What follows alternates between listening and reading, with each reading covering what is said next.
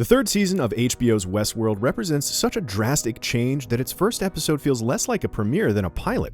It introduces interesting new characters, abandons the remote theme parks that were its self-contained setting, and while it continues to pose serious questions about how technology and humanity intersect, it poses them more briskly and energetically than ever before. If you were irritated by Westworld because of its tendency to revel in its own cleverness, you will find Season 3 more direct, more exciting, and more straightforward. Even if you gave up on the show before, Season 3 wants to win you back. Leaving the park almost entirely in favor of a near-future Los Angeles, Westworld's conception of that setting doesn't draw much from obvious inspirations. From bright urban vistas to pristine subways, it's far more her than Blade Runner. We're introduced to Westworld's Neo-Los Angeles through the eyes of an unhappy, melancholic loner stuck in a serious rut. Caleb, played with great morose intensity by Aaron Paul, is a traumatized veteran struggling to find a place in the world. Automation has stranded him without anything useful to do. Westworld has always been about the nature of artificial intelligence and what it could mean for an AI to develop consciousness, but the introduction of Caleb is the first time the show has really explored what you might call the psychological toll of these advancements.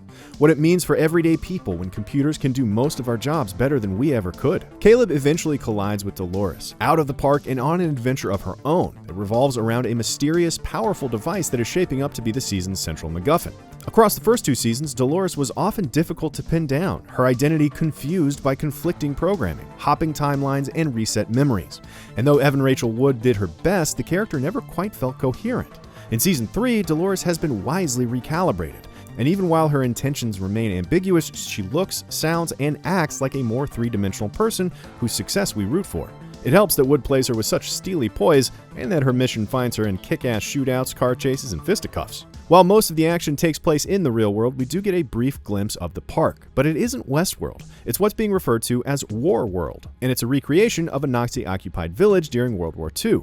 Whether War World will remain a major location is hard to say. On the one hand, Charlotte Hale, or whomever is occupying Hale's reconstructed host body, insists to a boardroom of Delos execs that the company's theme park should continue operating despite the bad press entrained by the mass murders. So it makes sense that the parks will play a role. On the other hand, War World seems a bit silly, so let's hope the action stays in California.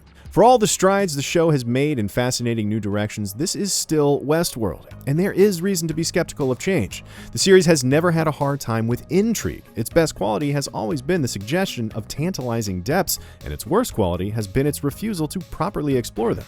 What's promising about the Season 3 premiere is the newfound emphasis on the fundamentals. The series has never looked better. The premiere is a marvel of lighting and art direction, and one fight scene in particular is on the level of a top-tier action film. If, as the season proceeds, the mysteries don't pan out or totally gratify, there's at least a great deal to admire on the level of production value and filmmaking. That shift in emphasis, on the whole, represents a positive change for Westworld. For more on Westworld, check out our Seasons 1 and 2 story recap in 6 minutes, as well as the cast on what's new in Season 3. And for everything else that doesn't look like anything to you, subscribe to IGN wherever you like to watch.